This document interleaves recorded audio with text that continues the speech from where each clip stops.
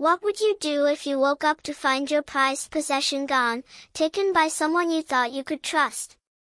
My name is Ethan, and this is the story of how a single act of betrayal turned my world upside down, forcing me to confront not just a thief, but the unexpected truth behind his actions.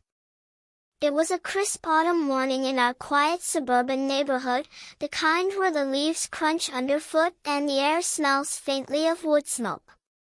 I'd spent months saving for my dream gaming setup, a sleek 32-inch curved monitor, a mechanical keyboard with RGB lights that danced like a digital aurora, and a headset so immersive it felt like stepping into another world. At $2,000, it was more than just gear. It was my escape, my sanctuary after long days at the warehouse, where I hauled boxes for minimum wage. That setup was my reward, my proof that I could build something better for myself. I kept it in my garage, where I'd converted a corner into a gaming haven. It wasn't much, just a desk, a chair, and my rig, but it was mine. The garage door was always locked, or so I thought. That morning, I shuffled out in my slippers, coffee in hand, ready to lose myself in a few hours of virtual adventure. But when I opened the door, my heart stopped. The desk was bare. The monitor, keyboard, headset gone.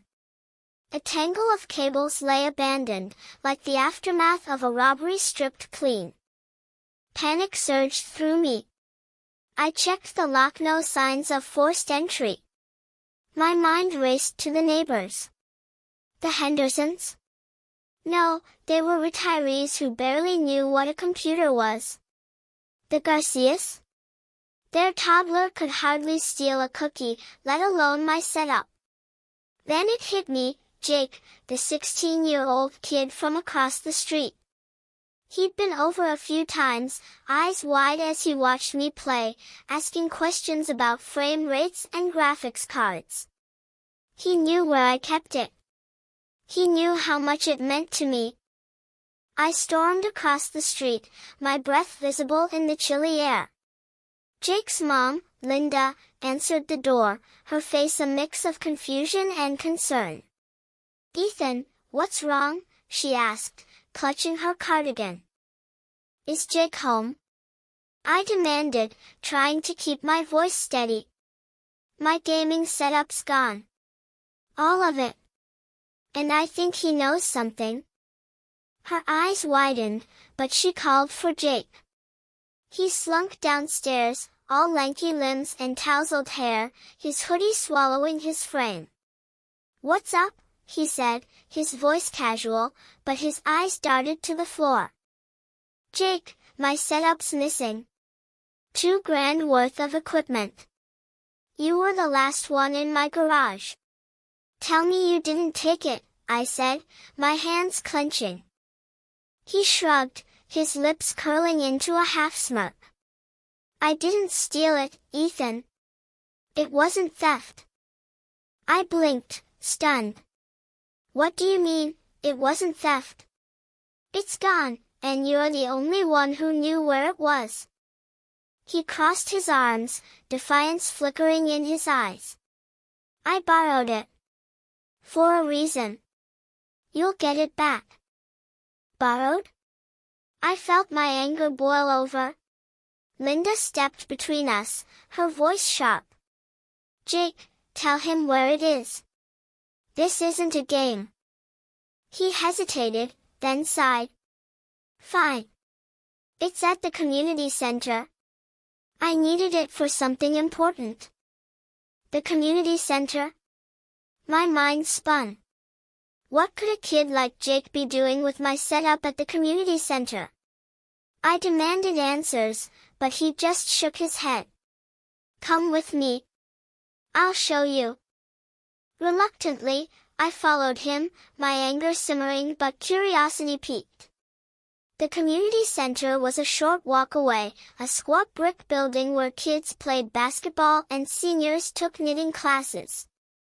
Jake led me to a small room in the back, where my setup was arranged on a folding table, cables neatly organized. A group of kids, maybe 10 or 11 years old, sat around it, their faces lit by the glow of the monitor. They were engrossed in a game, their laughter filling the room. "What the hell is this?" I asked, my voice low but sharp. Jake turned to me, his expression softer now, almost pleading. "These kids, they're part of the after-school program. Most of them don't have computers at home. They've never played anything like this. I wanted to give them a chance to experience it, just for a day." I stared at him, my anger warring with confusion. "So you stole my setup to play Good Samaritan? You could have asked." "I know," he said, his voice cracking. "But I didn't think you'd say yes. You're always so protective of it. And there's more." Before I could respond, a woman entered the room. She was in her late 30s, with kind eyes and a weary smile. "Ethan, I'm Miss Carter, the program director," she said. "I'm so sorry about this. Jake told me he had permission to bring the equipment. I had no idea." My jaw tightened. He didn't. And I want it back. Now. Miss Carter nodded, but her gaze held mine. "I understand. But can I show you something first? It'll only take a minute." Against my better judgment, I agreed. She led me to a bulletin board covered in drawings and letters from the kids. One caught my eye, a crayon sketch of a glowing monitor with a stick figure kid grinning beside it. Below, in wobbly handwriting, it read, "Thank you, Jake, for the best day ever." Miss Carter spoke softly. "These kids come from tough homes. Some don't have enough to eat, let alone access to technology. Jake's been volunteering here, trying to make a difference. He messed up, no question, but he meant well." I looked at Jake, who was watching the kids play, his face a mix of guilt and pride. My anger hadn't faded, but something else was creeping in, empathy, maybe, or the ghost of a memory. I'd grown up in a place not so different, where a single kind gesture could light up a kid's world. My setup wasn't just gear to them, it was a window to something bigger. "Jake," I said, my voice steadier now, "why didn't you just ask me?" He shuffled his feet. "I thought you'd say no. And I wanted to do something real. My dad left last year, and things have been rough. Helping these kids, it makes me feel like I'm not just nothing." His words hit harder than I expected. I saw myself in him, the kid who'd once felt invisible, scraping by on dreams and stubbornness. I took a deep breath. "You can't take things that aren't yours. But I get it. I wish you'd trusted me." He nodded, his eyes glistening. "I'm sorry, Ethan. I'll help you take it back." I looked at the kids, their faces bright with joy, and something shifted in me. "Not yet," I said. "Let them finish their game. But we're setting some ground rules." Over the next hour, I sat with the kids, showing them tricks on the controller, laughing as they gasped at the graphics. Jake helped, his usual smirk replaced by a quiet gratitude.